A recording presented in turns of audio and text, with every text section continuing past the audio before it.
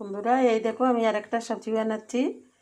এটা শিমলা মির্চি, টমেটো, পেঁয়াজ, কাঁচা লঙ্কা, শুকনো লঙ্কা এখানে সবই রেখেছি। আর একটা সবজি বানাবো, তোমাদের দেখাবো। এটা দিয়ে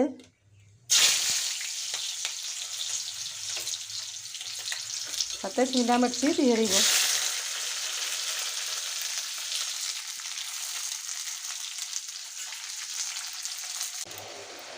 এই যে এটার মধ্যে ধনিয়ার পাতা আর রসুন বেটে রেখেছি, কাঁচা লঙ্কা সাথে আছে। এই যে মাছের কাঁটা দিয়ে দিয়েছি এটার মধ্যে। বন্ধুরা বড় মাছের মাথা দিয়ে দিয়েছি এটাতে। এটা নামানোর সময় আবার ধনিয়ার পাতা, কাঁচা লঙ্কা আর রসুন বেটে রেখেছি এটাতে দিব। গামাকা সবজি অনেক টেস্টি হয়ে যায় এটা।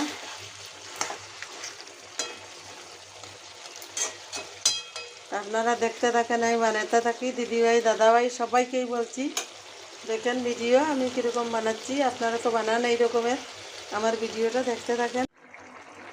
এই যে আপনাদের মজাদার দুটো সবজি দেখালাম। একটা কবিতা মানে পেঁপের সবজি একটা দেখালাম মাছের সাথে। এই যে ধনিয়ার পাতাও দিয়ে দিয়েছি।